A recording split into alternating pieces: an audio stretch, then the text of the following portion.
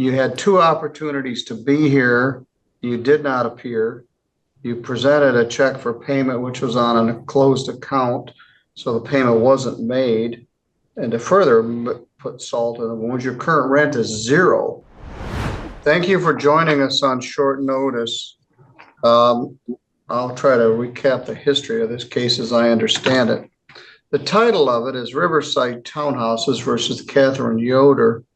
Catherine Yoder is here by Zoom. Laurie Kalmbach, the manager at Riverside, is here. Meg Bauer is here from Legal Aid, and Carrie Zanin is here on behalf of the Cox Law Firm. They're very busy. We did call and clear the state to see if they would have somebody available, and apparently Ms. Zanin drew the short straw. So here she is. So let's back up. The plaintiff sued for black rent in a non-payment of rent case. At the time the matter was filed in September, the arrearage was $1,186. Now, we just had a previous case, 241208 LT, dismissed in August. So by the time of September, she's now alleged to be $1,800 in arrears. So she was personally served with a complaint, and we had a hearing on November 15th. And let me look at the signed copy. The defendant, here it is. That was on November 15th. The amount of rent was $718, $184.47, and for a total of $902.47 due by November 25th, or the defendant was subject to eviction. As I indicated, she was personally served. She did not appear. We got an email from the defendant on December 4th. In point of fact, if plaintiff had sought the eviction before that. But anyway, it wasn't a formal pleading, it was an email. So it doesn't have anybody's heading on it. She didn't pay a filing fee.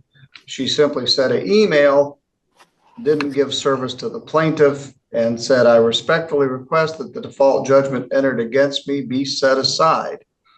I was unable to make rent payments for the month in question because I was not working during that month due to challenges. I live in an income-based apartment and technically should not have been required to pay rent during those months. As I indicated, we just resolved another case of the same tenancy in August.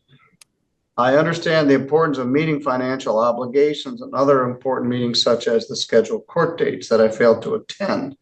I did not attend to avoid my responsibilities. Fortunately, due to my mental health challenge, I was unable to respond to the lawsuit in a timely manner. I asked for the opportunity to present my case fully and discuss a fair resolution, including the possibility of payment arrangements. I am committed to resolving this matter and sincerely request the court's consideration to set aside the default judgment. So we treated it, even though it was just an email, without notice to the other party, and I set this emergency hearing.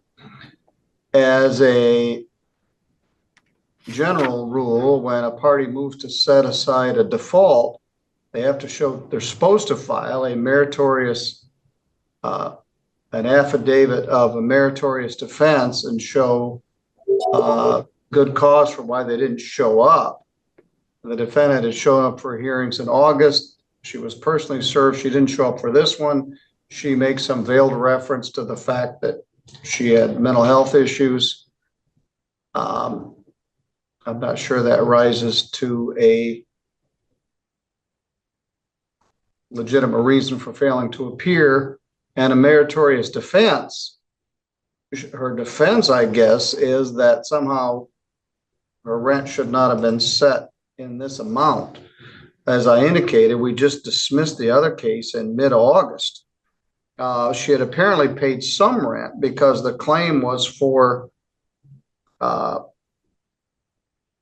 more than what the judgment actually entered. So we asked the Cox Law Firm to be here. We forwarded a copy of the defendant's email to them, and Attorney Carrie Zanin is here. Ms. Zanin, what's the plaintiff's position?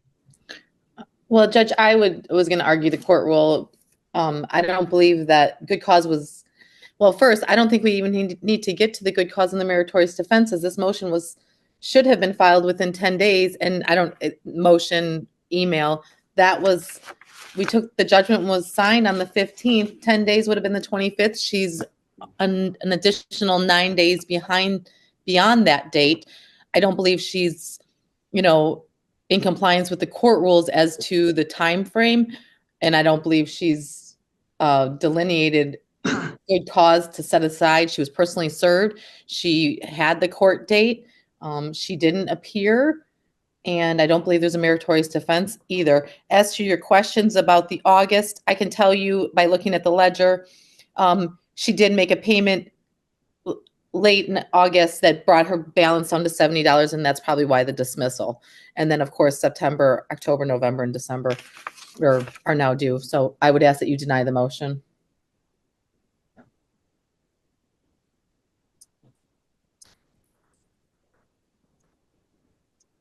So is it your position that once she made the August payment, that no payment was made for September, October, November, or December? No, Judge, her balance actually right now is $923. So there's been small payments made since the date of the judgment. The only payment that shows is the utility reimbursement. So I apologize. But what I'm showing at this point with December is that she owes $923. So an extra $20, Judge, on the judgment. All right. Now, sometimes there are a couple things. When you fail to appear in a landlord-tenant case, you have 10 days to appeal. And you didn't file anything within 10 days. You filed it on December 4th, which is 19 days after the judgment entered. Now, theoretically, on a motion to set aside default, you have 21 days to move to set the default aside. But that's in a money judgment. This was a landlord-tenant judgment for possession. So there are multiple issues. One, there's no meritorious, well, it's multiple. You didn't properly file it. It was filed more than 10 days after the appeal period. It wasn't served on the other party. We served it. You didn't file an affidavit of meritorious defense. And I'm not sure there is a meritorious defense. You simply owe the rent. Somehow it's your contention that it shouldn't have been calculated as this, but we just had another case about 3 weeks before it. And you're employed now and working somewhere in what looks like a good job. So they want to stand by the original order. That's now 923.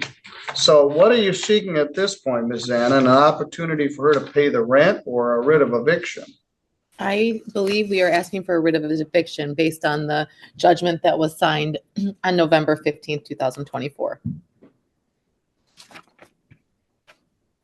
All right. Ms. Yoder, what's your position? I'm wondering, what job do you feel that I have? I've been unemployed Well, you said since you were July. out of state as at a conference.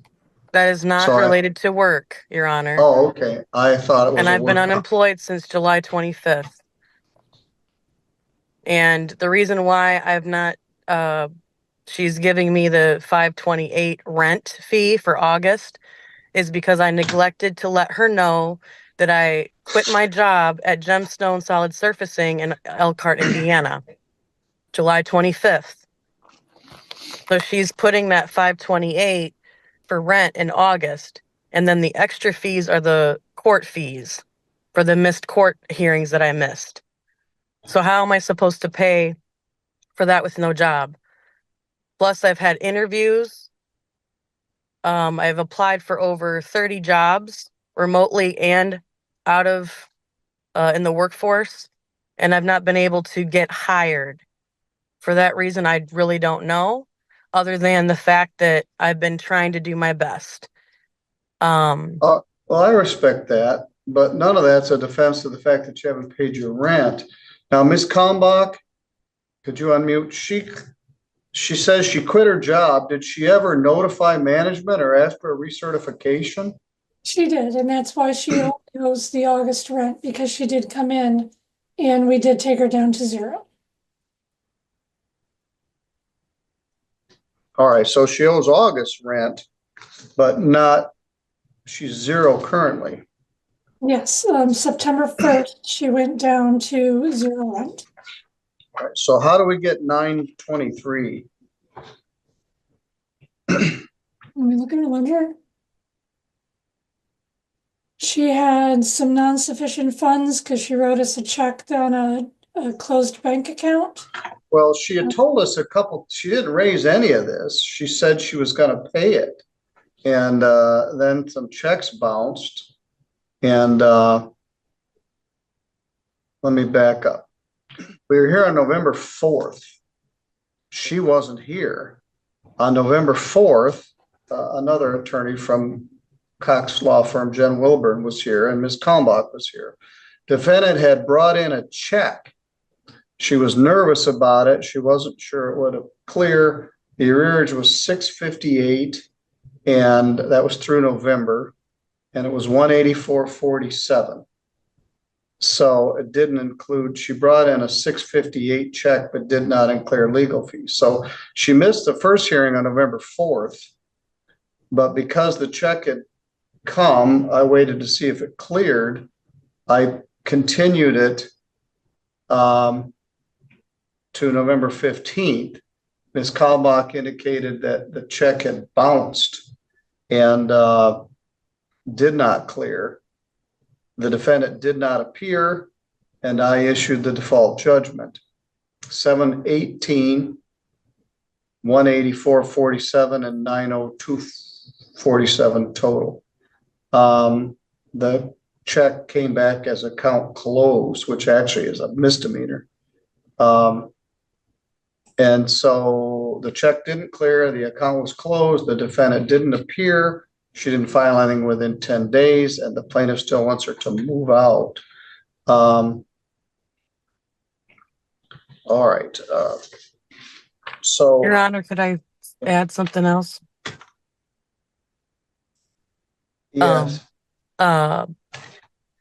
Back in July or August, I believe, the landlord came in to check my ceilings, and she had said that she was going to come get them fixed.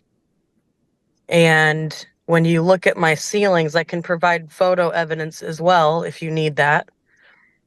It's bowing down, and there's been 2 other tenants that I know of personally whose ceilings have caved in and fell. Stop. The time to raise that defense was at the time of the hearing. We were all here. Now you haven't paid the rent. You didn't file it at a timely manner. You didn't file it properly. You didn't file an affidavit of meritorious defense. And now you're raising some habitability issue that you had 2 opportunities on November 4th and November 15th to raise. So I adjourned it because you had presented a check. Not only did it bounce, the account it was written on was closed. So payment wasn't received, then you didn't appear on the 15th.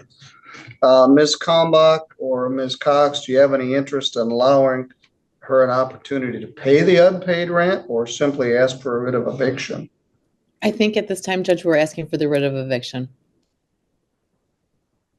I don't believe I've received it yet. Let me look.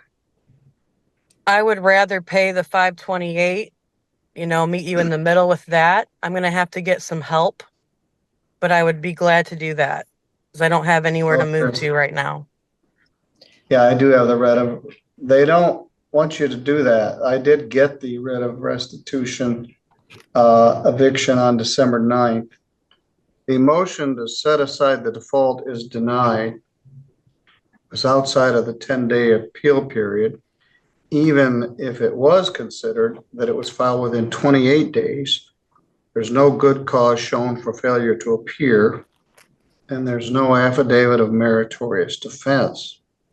They don't want you as a tenant anymore, and it's going to show as an eviction on your record, which may make it very hard for you to get into any other subsidized complex.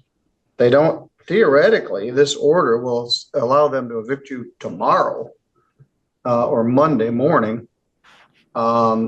But maybe they can work out some sort of accommodation or agreement.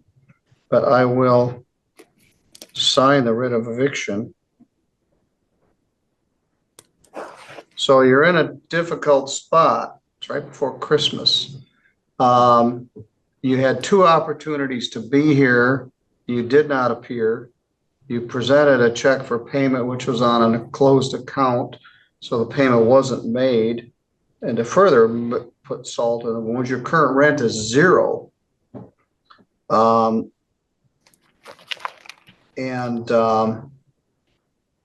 not going to be able to find rent for 0. So my suggestion is that you go in and meet with the manager and see what you can work out for a move out date. They don't have to serve this order for 56 days. But they can serve it immediately. That's been held since December 9th, and today is December 13th. Can I at least get my things packed up and in a U-Haul so they're not Yes, I'm sure putting they'll my agree. things out in the street? It's a lot easier to have you do it than have the sheriff do it, so I'm sure they'll work with you regarding that. All right, like I said, I don't have to like it. I have to follow the law. All right, that completes this record. Thank you, Judge. Have a wonderful holiday if I don't see you. Thank you. Somebody's not going to have a very good one. Sorry, All right, Judge. thank you. You too. It was nice seeing you, Meg. Yeah, you too, Kay.